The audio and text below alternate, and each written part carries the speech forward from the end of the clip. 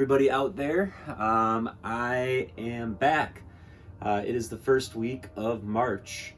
And yeah, reason I'm saying I'm back is because last time I made a video, I was right about to get sick.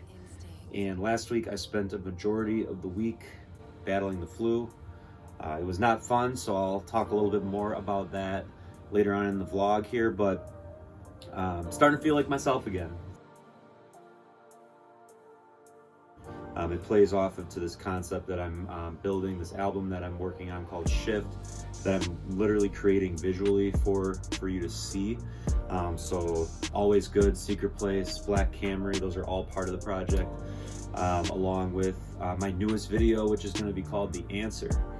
So I'm really excited for y'all to see this new visual piece that I'm adding to the Shift project. It is unlike any other project I've done before. And just in general, there's been a lot of just spiritual heaviness, spiritual combat, I guess you can say.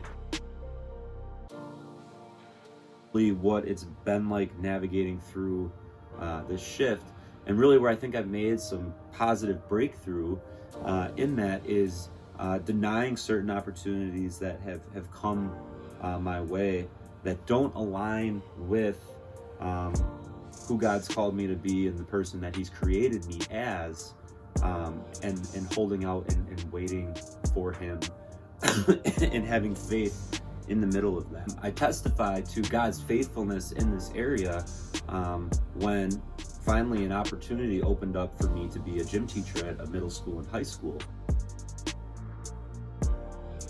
The steady paycheck, and just really making status quo socially, and then making status quo with relationships and breaking free from what other people think, regardless of what the ramifications or repercussions are socially, relationally, and all those things. So that, I think, has been a challenge in itself, but I have felt myself growing, my faith growing internally, my confidence rising by stepping out in faith and bravery and facing the different things that come with that, whether it's socially, relationally, all those different things.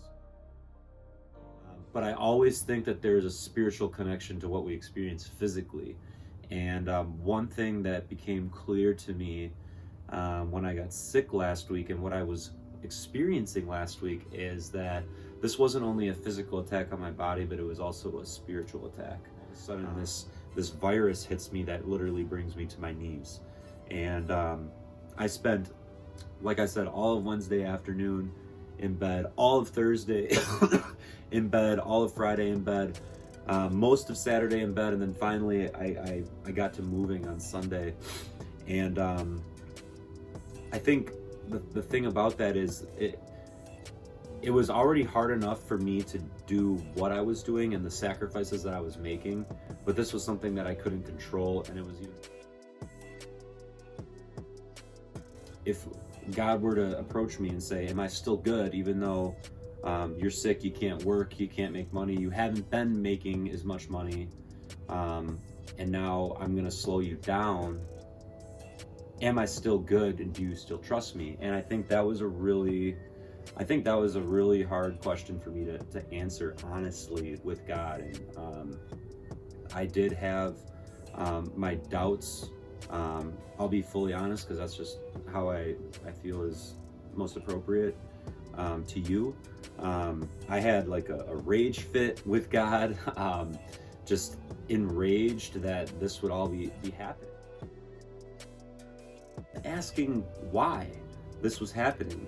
And then I realized that it was more important for me to try to understand what was the thing that God was giving to me in this unforeseen circumstance, because sometimes in unforeseen circumstances that come that appear to be negative and hurtful and unproductive and no good for our lives, is actually a huge blessing. So I want just to let you know what I am on the Enneagram. I found out that I am an Enneagram 4. Just a little bit about Enneagram 4s.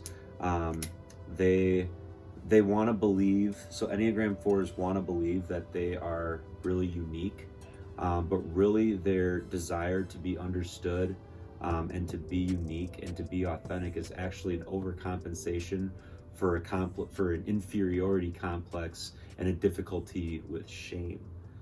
So that was really interesting to learn and understand about that dynamic, and it actually really spoke to my soul. So there were a few things in my life that I really had to look at, and recognize, and really do something about, and ultimately realize that perhaps this this flu and this forcing me to slow down, and recognize these things and do something about them was really the gift that God was trying to get me. We will always run into and unforeseen circumstances that, when they do come into our lives, they we don't they feel negative, they feel hurtful, they feel like they're ruining all the plans that we have for our lives. But these things are inevitably going to happen, no matter what. And I think it's so important that when they do, we acknowledge God in these situations and ask Him. We get away from wondering why they're happening and why God would allow this to happen, and we start to ask instead the question, what are you trying to show me, or what are you trying to give me? And I can tell you that my response, that was not my initial response when I got the flu this last week, but now I am in a point where I do feel that I can receive what God really had for me in that moment, and just completely surrendering my life and